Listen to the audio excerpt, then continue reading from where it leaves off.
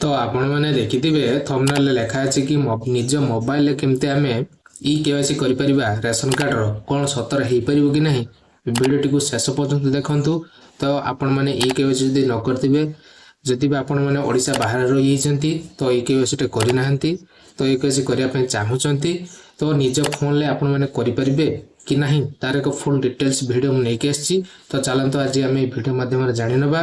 ता पूर्व कहि रखिबे प्रथम थर जदि आपण मैंने चैनल को विजिट करचंती वीडियो सब्सक्राइब करनांती प्रथम तो सब्सक्राइब करे नेबे पाखर थिया घंटी चिन्ह को ऑन कर देबे।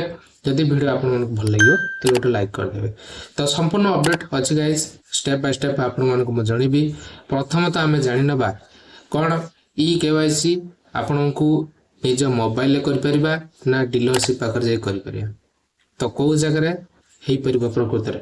तो आमे फूड ओडिशा वेबसाइट को जीवा जो थरे कि रेशन कार्ड रो वेबसाइट टी तो सेठी जीवा आमे देखिबा सेई वेबसाइट रे ई केवाईसी हेई परिबो कि नाही ए वीडियो माध्यम रे आपण मन को पूरा डिटेल्स देखाउची। तो चलंत आमे फूड ओडिशा वेबसाइट को जीवा सेठी देखिबा सेठी हेई परिबो ना आपण मन को डीलरशिप जीवा को पड़िबो।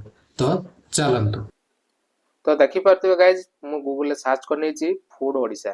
तो एठी आपण माने कोन करिवे ना आपण मन को ए जे प्रथम ऑप्शन आपण माने देखि पारथिबे ए ऑप्शन ले आपण मन को क्लिक करिवार अछि। खोली गया आसला फूड ओडिशा रो वेबसाइट टी एठी आपण मन को कोन कोन करि हबो एठी ई केवाईसी करि परिबे कि नहीं पूरा डिटेल्स में आपण मन को देखिउची। एठी कोन कहला गाइस देखि पारथो एठी भलो भाबरे न्यू अप्लाई न्यू कार्ड आपण माने अप्लाई करि परिबे नुवा राशन कार्ड। तो आसला डिलीट मेंबर आपण माने जे कोनसी मेंबर जदी अयोग्य अटंती आपण को परिवार रो जदी जणे अयोग्य हिताधिकारी अछंती तो चाहूचंती कि जदी तांको ना काटिया पई तो एठी डिलीट मेंबर अछि तो एठी आपण माने काटि परिबे। तो ट्रांसफर मेंबर तो गोटे जगह रो अन्य जगह को मध्ये आपण माने ट्रांसफर हे परिबे रेशन कार्ड माध्यम रे तो सेटा करि हबो।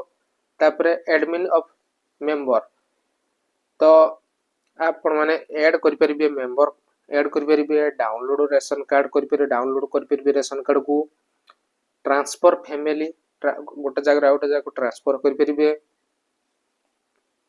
तो आउ रहला कोन ए जे एतिक जिंस रहला तो या छडा आउ अलगा किछि वेबसाइट रे आउ किछि ऑप्शन नाही गाइस।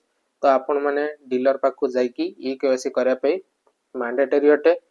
तो आपण बाध्यतामूलक ई केवाईसी न कले आपनकर कार्ड टी बंद हे होची बा कटि जाउची कहले चले। तो आपण मानकू फूड ओडिशा वेबसाइट रे कोनोसी ई केवाईसी ऑप्शन आज पर्यंत आसी नाही। जदि आगु को आसे म आपण मानकू वीडियो माध्यम रे जणी देबी।